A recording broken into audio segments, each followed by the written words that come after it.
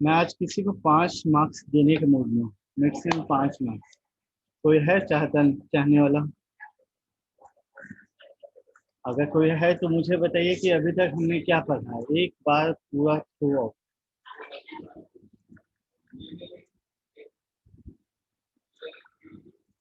चलिए कोई नहीं है, तब तो आगे बढ़ते हैं।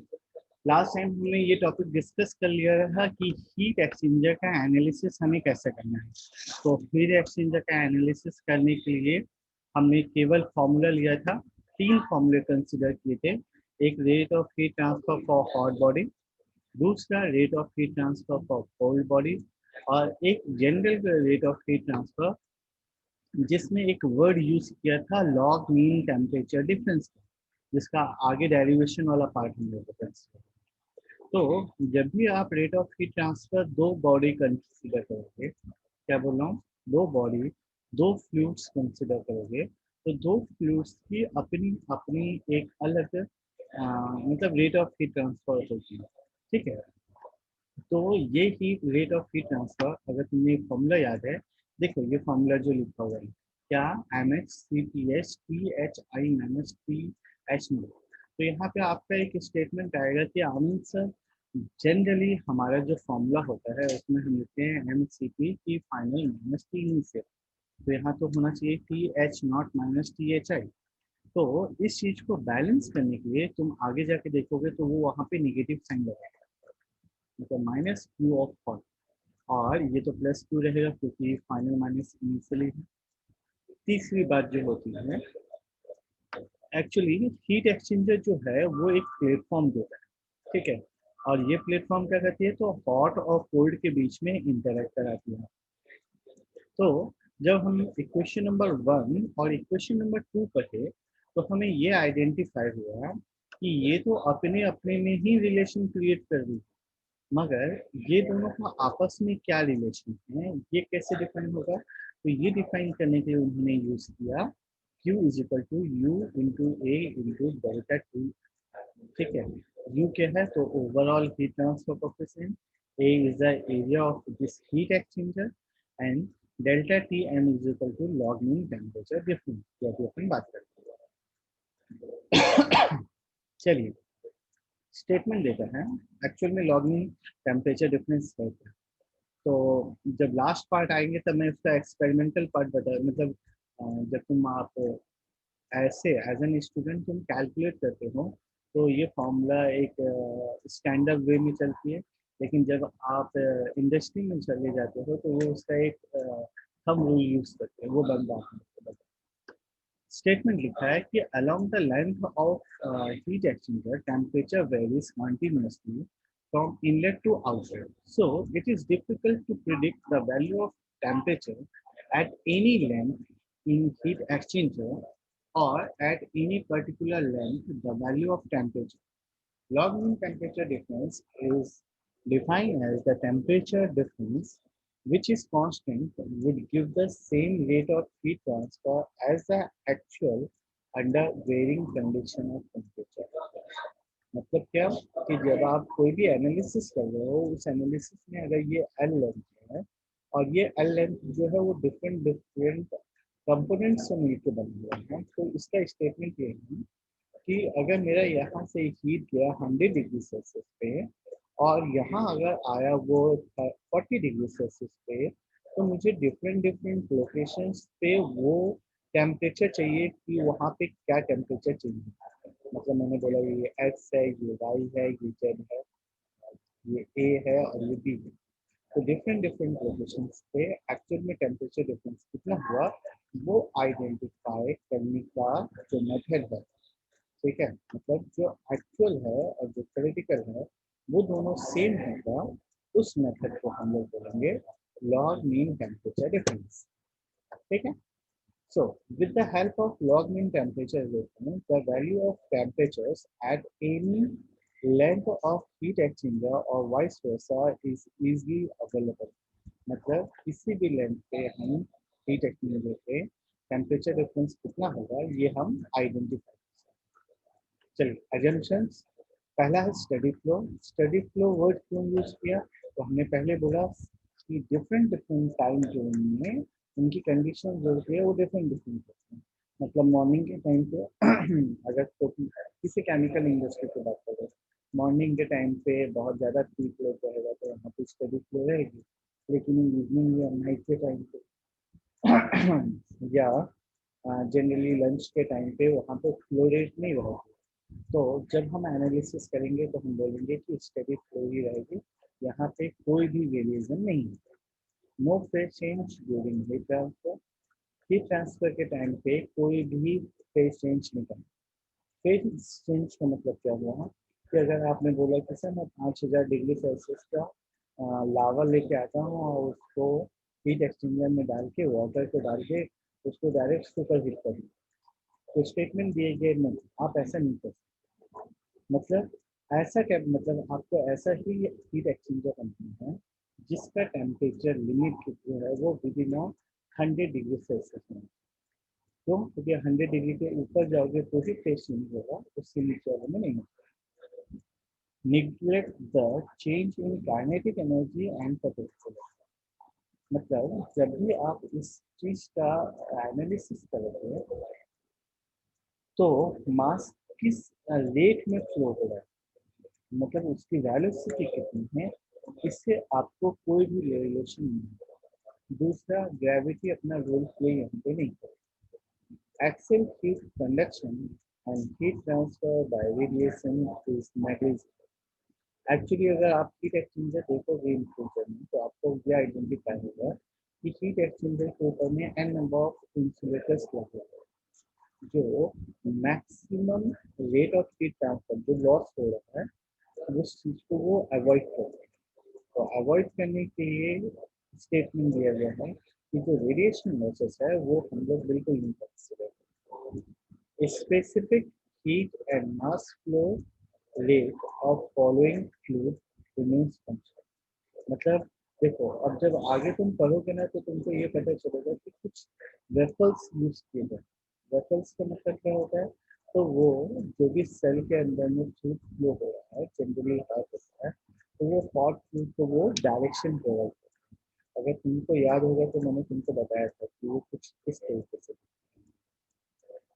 ठीक है। तो इसको हम बफल्स बोलते हैं। तो हमने क्या किया, जब यहाँ से हॉट फ्लूइड एंटर करा है तो हॉट फ्लूइड पहले यहाँ से पास मूव करेगा, then यहाँ से होता हुआ, यहाँ से होता हुआ, इससे होता हुआ, फिर वो एग्जॉस्ट के थ्रू बाहर निकलेगा, मतलब आउटपुट टाइप। तो इस बीच में इसकी स्पेसिफिक हीट मतलब सीपी की वैल्यू और इसका मास फ्लो रेट पे कोई चेंजेस नहीं है, क्योंकि ऑब्वियस सी बात है जब आप किसी चीज से स्ट्राइक करोगे तो फ्रिक्शन लॉसेस होंगे, मतलब मास फ्लो रेट अफेक्ट करेगा, लेकिन एनालिसिस के टाइम पे आपका ऐसा कुछ नहीं है। Ultimately overall heat transfer coefficient you जो है वो रिमेन्स कांस्टेंट ही रहेगा। मतलब स्टेटमेंट ये दिया गया है कि जब तुम ऊपर का हीट एक्सचेंजर का पार्ट देखोगे ना तो यहाँ पे एक जोन बन जाता है जिसका टेम्परेचर बहुत मतलब एज कम्पेयर टू इनर उसका कम होता है, क्योंकि वो ज़्यादा पार्टिसिपेट नहीं करता है हीट ट्रांसफर, और दूसरा कि वो रेडिएट भी करता है थोड़ा। तो इसकी वजह से अगर तुम देखोगे तो overall heat transfer coefficient vary करने लगता है। तो एनालिसिस के टाइम पे आप उसको वैरी नहीं करोगे। मतलब ये एनालिसिस के कुछ बेसिक पार्ट्स। चलिए, पहले बता दिया था कि ये इम्पोर्टेंट है इसलिए इसको अच्छे से करें। तो let us consider an elementary area of heat exchanger. अब elementary area of heat exchanger कहाँ है, तो अब ये देखो अपना हीट एक्सचेंजर कौन सा है ये, तो हमने बोला था देखो दो ऑप्शन है, एक ये सेल है और ये एक ट्यूब है। तो shell and tube heat exchanger जैसा। तो सेल साइड में क्या जा रहा है, कोल्ड फ्लूइड जा रहा है, और ट्यूब साइड में हॉट फ्लूइड जा रहा है। ये दोनों एक दूसरे के, तो मैंने पहले भी बताया था डेफिनेशन में क्या है, then hot and cold fluid are in the same direction then it is called parallel flow heat exchanger. तो दोनों सेम डायरेक्शन में इसलिए पैरेलल फ्लो।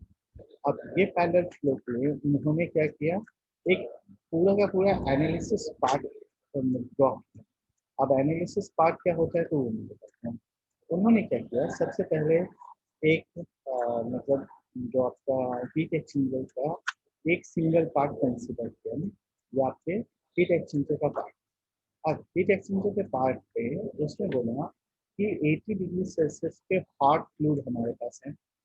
ठीक है, तो हमने ये बोला ये हॉट फ्लूइड है, और उसको बोला hot temperature of hot inlet, मतलब THI बोल रहे हैं ना, याद रखना THI। अब ये THI जब मास फ्लो रेट होता है, मतलब ट्यूब के अंदर से जाता है, तो वो अपना कुछ ना कुछ हीट रिजेक्ट करेगा। तो वो जो रिजेक्ट करेगा और जो आउटलेट पे आएगा, मैं उसको बोलूँगा THE, temperature of hot fluid eight outlet temperature, जो समझो मान लो 50 डिग्री सेल्सियस, एक एजम्पशन के बात, ठीक है। अब जो दूसरा हमारा टेम्परेचर है वो नॉर्मल टेम्परेचर है, जो कोल्ड वाटर होगा, जिसका टेम्परेचर 24 डिग्री सेल्सियस होगा। तो ये होगा temperature of cold fluid eight inlet. अब जब दोनों पैरेलल फ्लो पे जा रहे हैं, तो हमारा पैरेलल फ्लो में डायरेक्शन सेम ही रहेगा, तो हमने ये डायरेक्शन सेम, और इसका डायरेक्शन दिया ये, बराबर है। तो ये अगर यहाँ पे देखोगे तो ये क्या हो जाएगा, ये इसका आउटलेट हो गया, तो temperature of cold fluid eight outlet point, और इसका टेम्परेचर कितना होता है, तो ये देखो ये डायरेक्टली दिखा रहा है कि डिफरेंस है। अगर ये 50 डिग्री सेल्सियस है तो ये इन प्रैक्टिकल अब जो भी है उससे मुझे कोई प्रॉब्लम नहीं है, मैंने इसको समझाने के लिए 40 डिग्री सेल्सियस, बात समझ में आई। अब इस चीज को वो बाद में अभी समझा देगा, उसको ΔT1 वर्ड यूज करेगा, ΔT1। अब बताइए ΔT1 क्या है भाई लोग? ΔT1 है THI माइनस TCI, और दूसरा जो ΔT2 की बात अगर हम लोग करें, तो ΔT2 क्या है, तो ΔT2 है TCO माइनस TCO, ये याद रहेगा, बस ये बात याद रखिएगा। क्या नाम बोलते हैं इसको हम लोग, ΔT2। चलिए, अब उसने क्या बोला, जब मैं एनालिसिस कर रहा हूँ, तो एनालिसिस करते वक्त मेरे को एक एलिमेंट्री एरिया कंसिडर करना पड़ेगा, जिसका नाम होगा DA, जिसकी लिमिट 0 से स्टार्ट होगी और A तक आके खत्म हो जाएगी। ये देखो, एलिमेंट्री एरिया हुआ DA, ये पूरा का पूरा सेक्शन, ये एक फ्लूइड है, मतलब ये एक सेक्शन के बारे में बता रहा है, ये एक सेक्शन के बारे में बता रहा है। अब ये दोनों के बीच का जो टेम्परेचर होगा, उसको हम लोग लिखेंगे थीटा से, ठीक है। अच्छा, और ये दोनों के बीच का जो डिफरेंस होगा उसको DTH बोलेंगे, और कोल्ड वाटर में कितना आएगा, तो कोल्ड वाटर में ये बोलेंगे इसके बारे में ना, वो होगा DTC। चलिए, तो स्टार्टिंग से स्टार्ट करें। So let us consider elementary area dA of the heat exchanger. The rate of flow of heat through this elementary area. अब elementary area पे कितना होना चाहिए, तो हमारा ओवरऑल बोल रहा है dQ is equal to U into dA, मतलब elementary area into temperature of hot fluid minus temperature of cold। अच्छा, temperature of hot minus cold को हमने वहाँ पे डेल्टा T वर्ड से दी, ठीक। So, as a result of heat transfer dQ to the area dA, the hot fluid is cooled by dTH, where the cold fluid is heated up by dTC। ठीक है, मतलब change in temperature of hot fluid or temperature of cold fluid। So, heat balance over a differential area dA। अब मतलब जो next formula बनेगा वो किसके ऊपर बनेगा, इन दोनों के ऊपर बनेगा।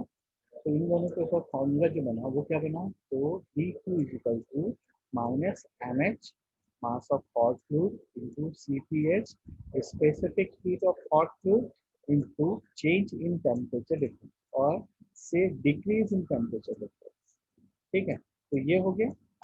इसी तरीके से कोल्ड फ्लूइड का कितना होगा, तो MC mass of cold fluid into CPC specific heat of cold fluid into BTC, change in temperature difference of cold, और इज इक्वल टू ओवरऑल कितना था, तो ओवरऑल जो अपन ने पहले से निकाल के रखा हुआ है U इंटू ए इंटू TH माइनस TC। ठीक है, चलिए, अब यहाँ से मुझे डी टी एच और D T C find out. तो डी टी एच कितना होगा, तो ये होगा minus D Q upon M H into C T H. अच्छा, अब एम एच और सी टी एच की वैल्यू जो है वो पूरे के पूरे इक्वेशन में मतलब कांस्टेंट रहते हैं, ये कभी वेरी नहीं होती। क्यों नहीं वेरी होती है, क्योंकि एजम्पशन में हमने ये बात लिख के रखी थी स्टडी फ्लो ही होगा। तो ये जब कांस्टेंट है इसलिए मैंने इसको नया नाम दिया capital C of hot flow. अब सी क्या है, तो ये है हीट कैपेसिटी और वाटर इक्विवेलेंसी ऑफ हॉट, बराबर है। इसी तरीके से अगर डी टी सी निकालेंगे तो डी टी सी क्या होगा, D Q upon C C, और D Q upon C C को specific heat, sorry, heat capacity और water equivalency equivalent of whole. Clear. चलिए, अब अल्टीमेटली मेरे को मेरा जो ये निकला, कौन कौन सा, मेरा जो ये एक वर्ड निकला और ये जो एक वर्ड निकला, अब मेरे को दोनों का डिफरेंशिएट करना है। तो डिफरेंशिएट अगर करोगे तो माइनस डी टी अगर मैंने कॉमन कर दिया तो यहाँ जाएगा one by C H plus one by C C. अब D T H minus D T C को हम लोग लिखेंगे डी थीटा। ठीक है, तो D theta is equal to हुआ minus D Q one by C H plus one by C C. अच्छा, डी क्यू क्या होता है, तो डी क्यू आपने पहले से यहाँ पे निकाल के रखा हुआ है, ये चीज आपको है। डी क्यू होता है minus U into D A T hot minus T, बराबर है। चलिए, ये डायग्राम तो मैंने आपको समझा दिया है। इसके बाद ये आता है क्या, कि D Q is equal to minus U into D A into, एक मिनट ना, यहाँ पे देखो क्या था, minus U into T A into T H minus T C. तो T H minus T C को क्या मैं थीटा वर्ड लिख सकता हूँ। चलो, तो अगर मैं थीटा वर्ड लिख सकता हूँ तो यही थीटा वर्ड को मैंने यहाँ पे इंट्रोड्यूस कर दिया। अब ये थीटा जो नीचे डिवाइड में चला जाएगा तो हमारा जो फॉर्मूला होगा D theta upon theta is equal to minus U A one by T H plus one by T C. अच्छा, अब इंटीग्रेट करते हैं। डी ए जो इंटीग्रेट होगा वो जीरो से स्टार्ट होगा और ए पे आके खत्म हो जाएगा। थीटा जो इंटीग्रेट होगा वो थीटा वन से स्टार्ट होगा और थीटा टू पे आके। तो मैंने दोनों में इंटीग्रेशन की यूनिट पुट की, तो जो मेरा इक्वेशन बना वो बना natural log theta two upon theta one is equal to, अब यहाँ पे अगर ए नॉट रखेंगे तो वो तो जीरो हो जाएगा। अब माइनस अपर लिमिट रखे तो minus U into A one by T H plus one by T. Clear है। चलिए, ये आपका आई थिंक पहला इक्वेशन है जो आपको बाद में करना है। अब total heat transfer rate between two fluids is given by क्या है भाई, तो Q is equal to C H of this plus C of this. मतलब यहाँ पे क्या करना चाह रहे हैं हम लोग, सी एच और सी सी की वैल्यू निकाल। तो वन बाय सी एच की वैल्यू क्या होगी, तो ये होगी, और वन बाय सी की वैल्यू क्या होगी, सी सी की, तो वो ये होगा।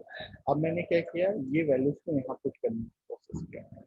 तो जब मैंने पुट किया तो हमारा जो इक्वेशन बना वो बना natural log theta two upon theta one is equal to minus U into A T H I minus T C T H two upon Q plus T C two minus T C one upon Q. अब Q को common कर देता हूँ और अंदर में जो है इसको ओपन कर।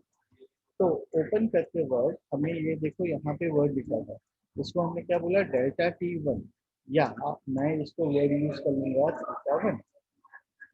ठीक है, इसी तरीके से यहाँ पे मैं इसको वर्ड यूज कर लूंगा थीटा टू, जो मुझे बाद में काम आएगा, मतलब यहाँ पे काम आएगा। तो देखो, सबसे पहले क्या किया मैंने, पहले इसको ओपन किया, ओपन करने के बाद इस क्यू को यहाँ पे लिया। ठीक है, क्यू को कॉमेंट कर लिया। अब अगर आपको आपका बेसिक इक्वेशन याद है तो बेसिक इक्वेशन में था T H I minus T C I, इसी तरीके से T H O minus T C O, बराबर। तो इसको हमने थीटा वन बोला तो इसके लिए हमें T H I minus T C O, और टी एच आई मतलब आई ये वन के लिए बोल रहे हैं और ये टू के लिए बोल रहे हैं। हमारे क्वेश्चन के अकॉर्डिंग ये वन था, ये टू था, ये वन है और ये टू। तो देखिए T H I minus T sorry T C one minus TH1 minus TC1। ठीक है। तो अब इस चीज को हम लोग को पहले अरेंज करना पड़ेगा। तो जब तुम अरेंज करोगे तो ये देखो इन्होंने लिखा है TH2 minus TC2 minus THI minus TC1।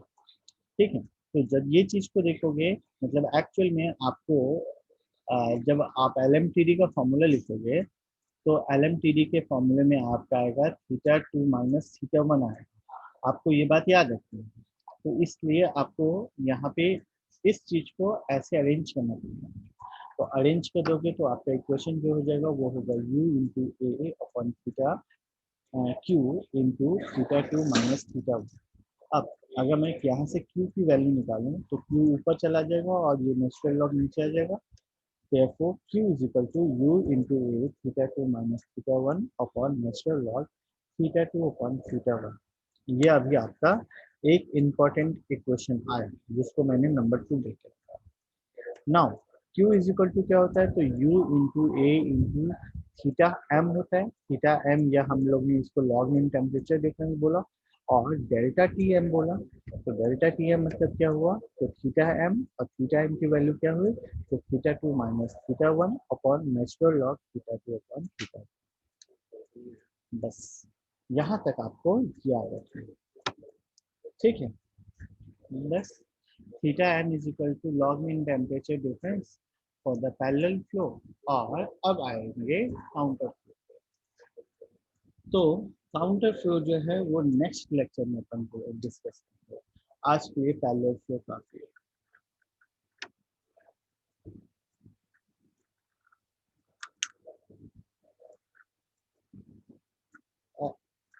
भाई भाई लॉग मीन टेम्परेचर डिफरेंस एक ऐसा पार्ट है कि तुम्हारी पूरी जिंदगी काम आए। ठीक है। तो मेरे ख्याल से ये क्वेश्चन पूछना ही बहुत बड़ी बात। ठीक है। मतलब आपके जीक्यू के पेपर दो गेट के पेपर से दो या अगर कोई कॉम्पिटिटिव एग्जाम दे रहे हो तो बिना लॉग मीन टेम्परेचर डिफरेंस के ये मतलब फिजिबल ही नहीं है कि तुम आगे बढ़। इसलिए बोल रहा हूँ ये मोस्ट इम्पोर्टेंट है।